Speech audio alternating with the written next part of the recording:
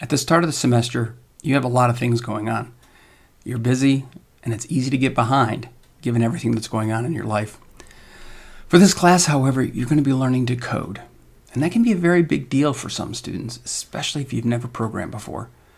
Also, you're going to be using your computer every day in 225, so it's important to be ready to go. You will need to test the software to make sure it's working correctly. And taking these steps will ensure that you stay current as we move through the course's content. So what do you need for MISY225 on your computer? Well, all the software in this course is free, and the programs are readily available over the internet for download. You will need Python, and when I say the most stable version of Python, there are always some beta versions out there that the Python website puts out there, but you want the latest stable version for our course.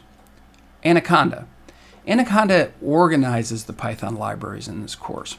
Since many, if not most of you, will take other courses that use Python, Anaconda ensures that the libraries for this course do not interfere with libraries in other courses. This is especially important, for example, for analytics courses. And then lastly, JupyterLab. And notice it's not Jupyter Notebook, although Jupyter Notebook is available on Anaconda, but we're going to be using the newer version, which is JupyterLab. JupyterLab is installed under Anaconda, and I will walk you through that process. Lastly, I often get students ask me, is my computer fast enough because I'm using an older computer?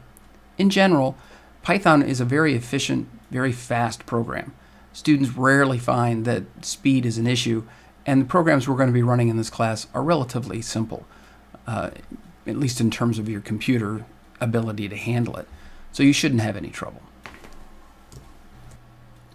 So let's download Python, which you're going to be using, of course, every day in this class. Probably the most important program for the semester. First thing you need to do is type in python.org, which is the official homepage for Python.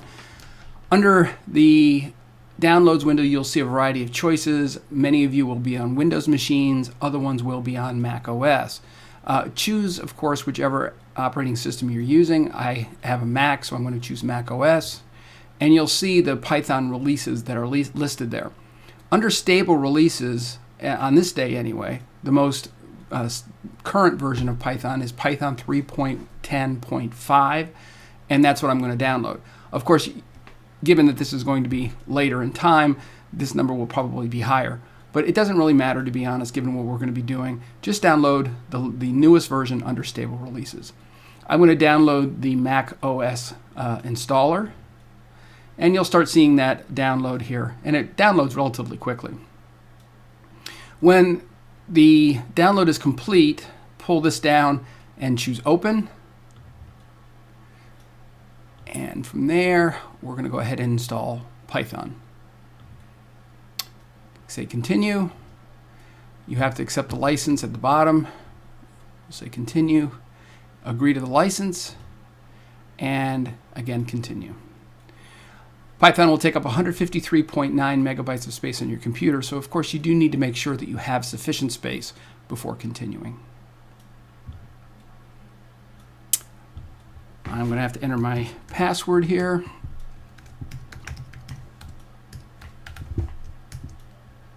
And then just say Install Software.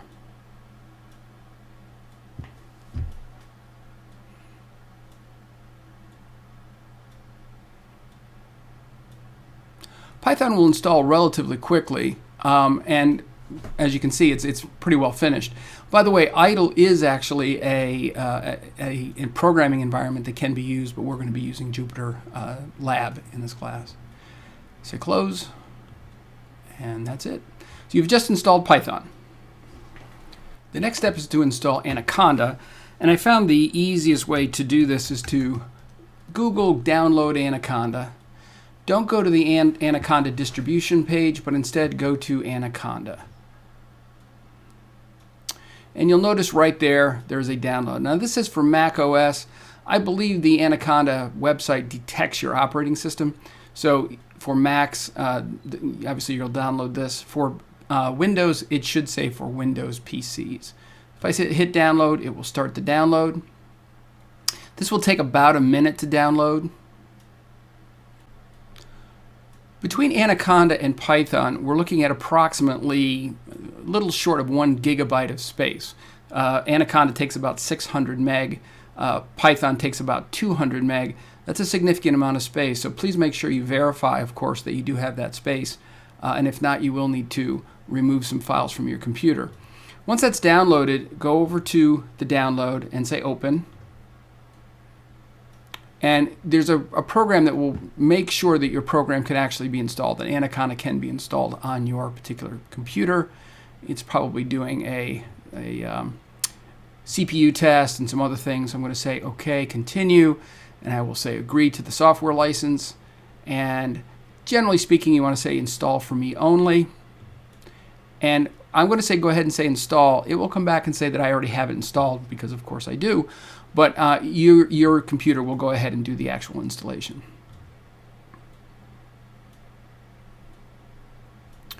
You need to give it permission, at least on a Mac, to do this. So we'll say OK, and you'll see that it does come back and say I've already installed Anaconda. Yours will continue, and once it's finished, you should have Anaconda successfully installed.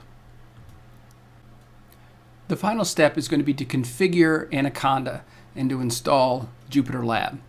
The first step is to find Anaconda, and this can be admittedly confusing, I think especially on Macs. Windows PCs, you're generally going to be able to find Anaconda, and one way to do it, of course, is go to the Start menu and in the search bar type in Anaconda. For Macs, I tend to hold down the Command space, and that brings up a search window, the Spotlight search, and from there I can type in Anaconda, and it will also bring up, by the way, the files that you downloaded, which is a little confusing, but generally speaking you want the actual Anaconda 3 that's listed. If I choose that, Anaconda will start, and it does take a little bit of time, especially at the very beginning. So if you'll notice that this kind of goes through some different messages down here, but once Anaconda is loaded, you should be all set. A mistake that students often make is to run from what's called base. In general, you should not run any applications directly from base. Anaconda is a series of environments, and the idea of an environment is a collection of libraries that can be used with Python.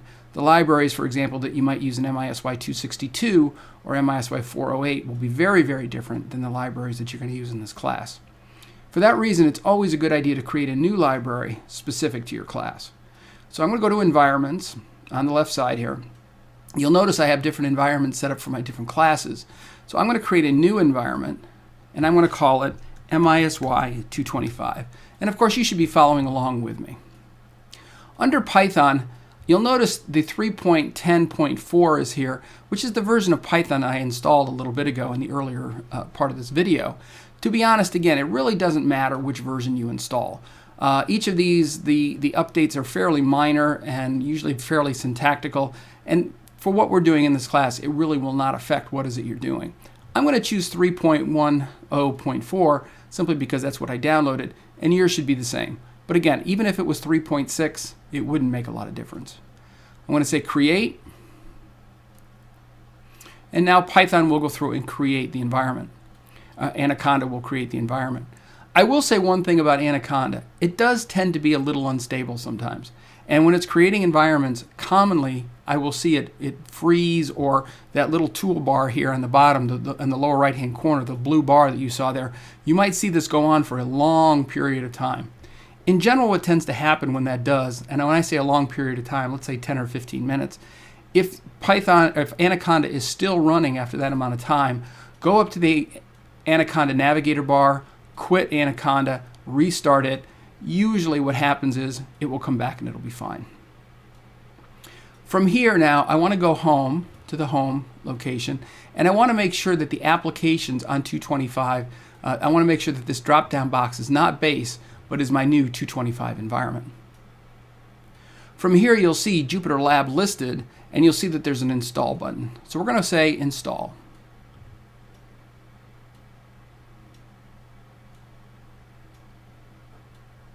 This will take a few minutes. It will install JupyterLab, but that is really how you actually install JupyterLab. You will run JupyterLab from now on by first going into Anaconda, and then this button will say launch, similar to this one here.